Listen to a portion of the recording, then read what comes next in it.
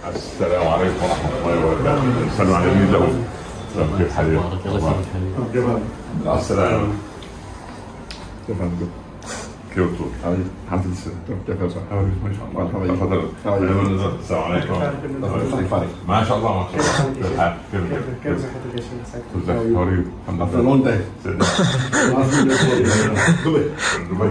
For many years. Many years back. How many years? Maybe 14? 6 years. 6 years. Maybe. The last time I was in Dubai was... Oh, you are good. Alhamdulillah. How are you? Alhamdulillah. Thank you very much.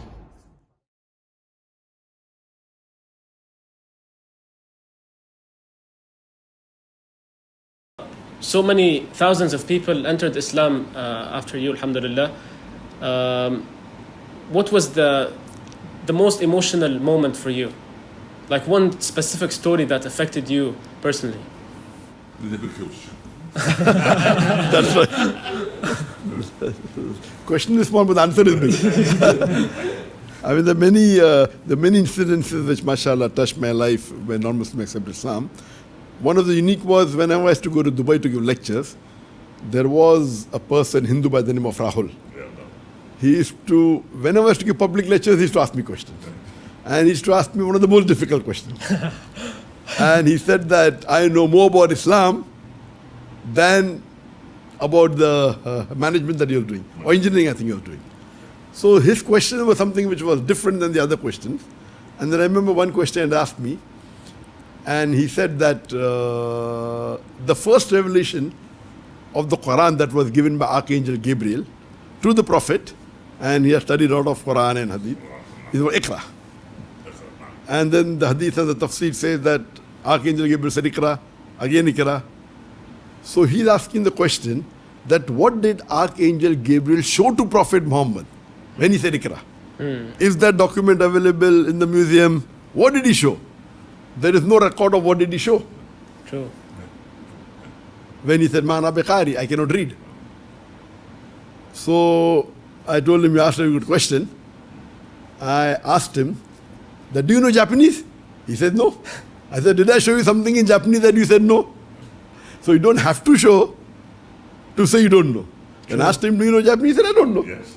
So same way, when Archangel Gabriel asked the Prophet to read, he said, Ma'ana biqari. He doesn't have to show something to say that I cannot read. True. So with this much, one of the questions that convinced him, and there were many questions he asked. There were umpteen number of questions. And finally, mashallah, he accepted Islam. Mashallah. Allah gave him hidayah. Do you count, mashallah, how many person entered Islam or no? Then Allah is keeping Islam. Allah is the best to keep Islam. alhamdulillah. حضرتك ايه اكتر شيء اثر فيك في حياتك الدعويه؟ يعني موقف مع شخص من السائلين يعني.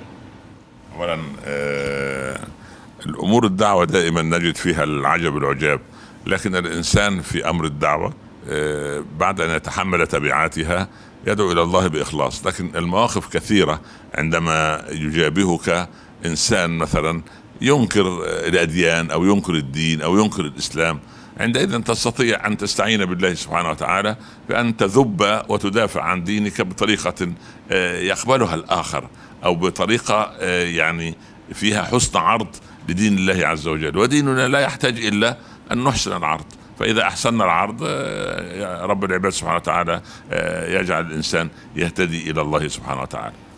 Sheikh, can I ask you a personal question? Sure. How do you spend your day? Like you're a role model to many Muslims, so we want to know, like, how do you spend your day? When you wake up until sleep, like, what do you do? Of course, when I was in India, where we had an organization which was one of the largest Muslim non-government organizations in the world, where we had more than 500 people working in one office, more than 10,000 volunteers. So there the routine was that I go to the office. And on an average, I spent about 15, 16 hours in a day in the office. MashaAllah. And normally many times come after Fajar.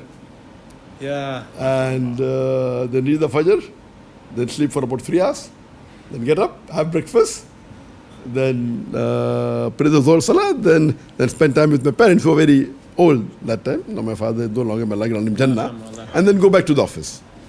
But naturally here when I did hijrah from India to Malaysia, there was a change in life. My iman increased, mashallah. Alhamdulillah. So now my home has become my office.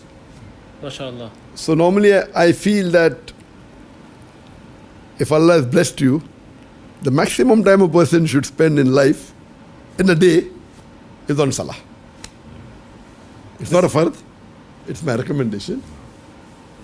So, and the best for a Muslim, especially a da'i, that he should spend long hours in tahajjud. Tahajjud.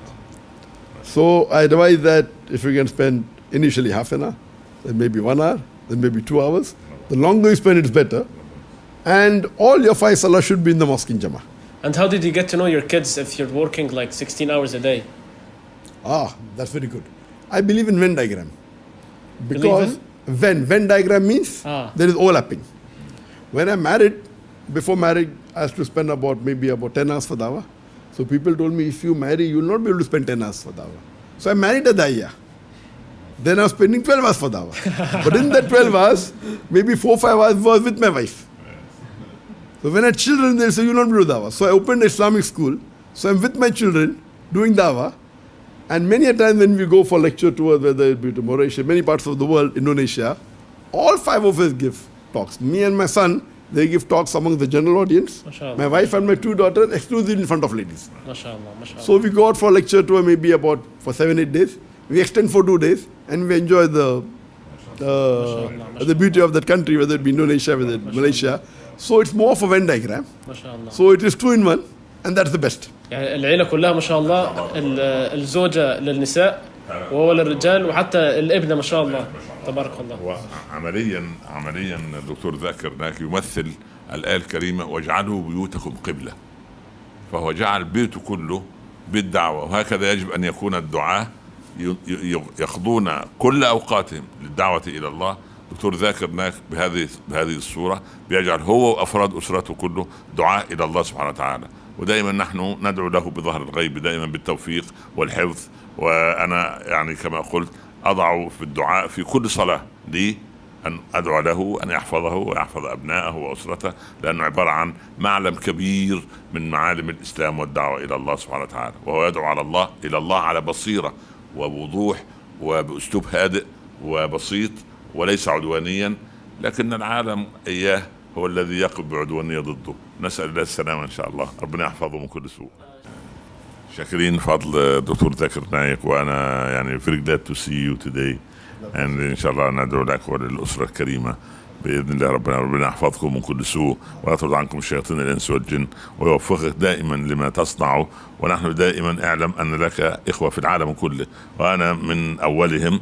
أنا منبهر بطريقة دعوتك، أتعلم منك الكثير، أدعو لك بالخير، ربنا يوفقك للخير دائما إن شاء الله. لو حضرتك تصف الشيخ ذاكر في كلمة واحدة. لو رآه النبي صلى الله عليه وسلم لسر به. يعني لو رآه الرسول لكان سعيدا به.